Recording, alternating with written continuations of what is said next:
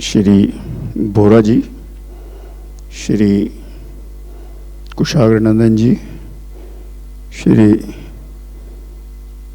Pravir ji, and ladies and gentlemen, this 2 days conference you will come across 17 sessions and roughly 3 dozen speakers on the 4 conferences, their directly related topics and the related subjects which flow from them. That is how it has been structured. Now, coming to the conference, let me tell you the subjects are interrelated, interdependent, and connected with each other. How? I'll come. Renewable energy and mobility, and that is energy, water, hydrogen, waste to energy or waste to wealth, how they get connected. First we start with electricity. I'll not load you with statistics. A lot of statistics will be given to you in PowerPoint presentations. All I'll tell you is today's electricity capacity, installed capacity is 476 gigawatt. 1 gigawatt is 1000 megawatt. Of this, nearly 50%, that is 237 megawatt, is renewable. Renewable has 3 components. It has solar, 4 components rather. It has solar, it is wind, it has hydro, and nuclear. Nuclear is 8,000 megawatt, 8 gigawatt, and the solar is about 110 gigawatt. Another 176 projects are under construction and 72 projects are under various stages of bidding. The thermal or the coal-based and gas-based is only about 8% generation with 20% capacity of thermal. But coal-based power, 50% capacity generates 71% of the total electricity. That is the importance of coal. Renewable, yes, it is the energy of tomorrow, energy of today, and energy of days to come. But the portion, what happens is the renewable sources except nuclear are all dependent on nature. Whether it is hydro, dependent on the rainfall and the melting of snow.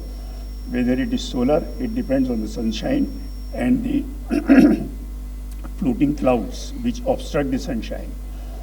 And the wind, which of course is a very free bird, it flows and blows and then suddenly comes to a halt.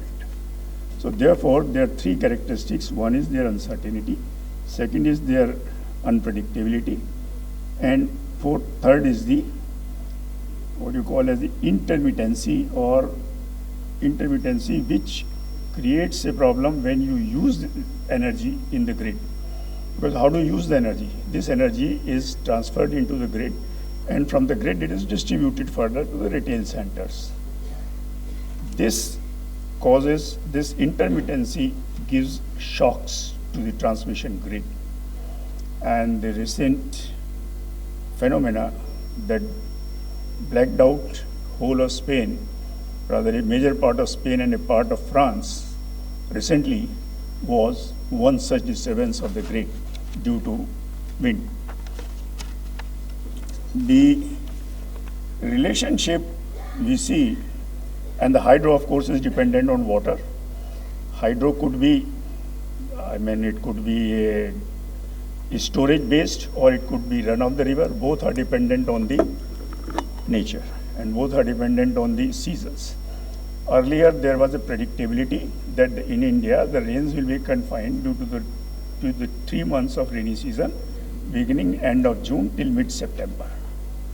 But now with the global warming, the unpredictability, पहले भी unpredictable था, लेकिन अब उस unpredictable की भी certainty has become unpredictable. That is, you can have rain at any time, concentrated over a few days, and the intensity is so high that the rain which otherwise would have happened in 1 month or 1 week or 1 fortnight now happens in 1 day, which upsets, floods, and creates a havoc in all the urban sectors especially. This is water. Now, when we look at life originates how? Life needs water, sunshine, oxygen. 3 important ingredients. Earth is a must, but the life originated in water also, aquatic.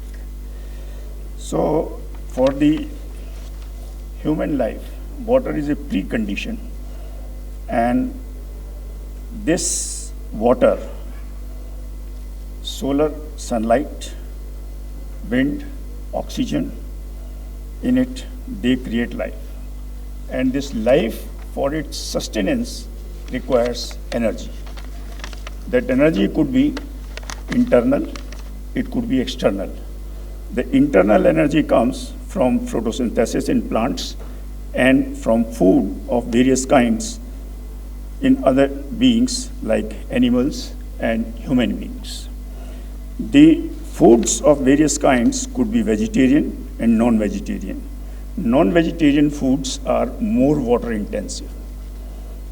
The water intensity depends on solar. Now, this explains why the older civilizations were on the banks of the rivers or near the coastline. Once the food is produced from the farmer, from the farm, it is to be collected, transported, stored, processed, and retransported to consumption centers, and from consumption centers, it is to be retail distributed to the consumers. Now, all this requires energy right from the point go to the point of consumption, including storage at home. All this requires globally nearly 18% of the total energy consumed. That shows the importance of energy, even for survival, not to speak of other luxuries.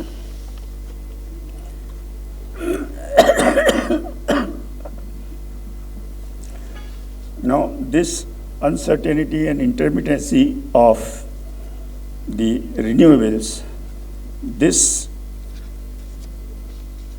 gives a jerk to the transmission grid, as I said recently. To control such disturbances, the technology found the storage. That is, the energy that is generated by various means is stored. Stored where? Either in battery or in water. That is hydro. In battery storage, battery is little expensive. Now the cost is coming down. And secondly, the water storage, that is by way of pump storage or hydro energy. This hydro energy or pump storage is highly capital intensive, long gestation period, but relatively lower operating cost subsequently, and a very long life. The battery is more of a chemical storage. It has certain rare earths, the electrodes, the box, the energy management system in it, and the cells. Now, these cells have a property to deteriorate. And the electric vehicles that we are having, normally after 6 months, the deterioration, there is a deterioration curve which the manufacturer is supposed to give to the consumer. But the consumer, while buying the car, rarely looks at it. And he buys the car, jolly well. And when the battery is showing 40%, the car stops. And when he phones up, then the dealer tells him, sir, we had told you, we had given you the curve. That when it shows 40%, it is nearing exhaustion because of the degradation of the battery cells due to usage. Longer is the continued usage, higher is the degradation. Supposing you go on a long drive, some 100 kilometers or 200 kilometers, then the degradation is faster. This is what yesterday there was a energy debate on this battery storage, where this thing came. And during the discussion, one of the battery manufacturers gave forward this information. Now, as we move to the urban conglomeration, there are challenges. India today is on the cusp of final phase of economic takeoff, and it faces challenges. The challenges are mainly from population, high population, increasing population, urbanization, increase in demand for energy from ICE, that is information, communication, and entertainment. The increase in demand for WASH, that is water, sanitation, and hygiene. Urbanization, even house construction includes lot of fittings and fixtures in it. All of them are manufactured items and require energy. Therefore, with urbanization, there is an increase in demand even for the manufactured products, their transport. Then last but not the least, transport is the biggest energy guzzlers. Transport, urban mobility, within the city, intracity, intercity, interstate, they all account for a major portion of consumption of energy, which needs to come. Now, this energy has various characteristics. That is, transport, every energy cannot go into transport.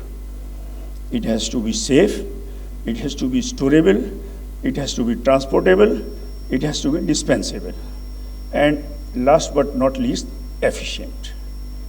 While looking at all this, the government of India has looked at number of options and found that all fossil fuels are good, efficient, and at times affordable, but their price, quantity, availability, currency of payment face global geopolitical threats from time to time. We had seen during the Russia-Ukraine conflict, and recently in the Iran-Israel conflict. Therefore, there was search for a mobile, dispensable, safe, and renewable energy fuel, and they zeroed in partly on ethanol from agriculture residue.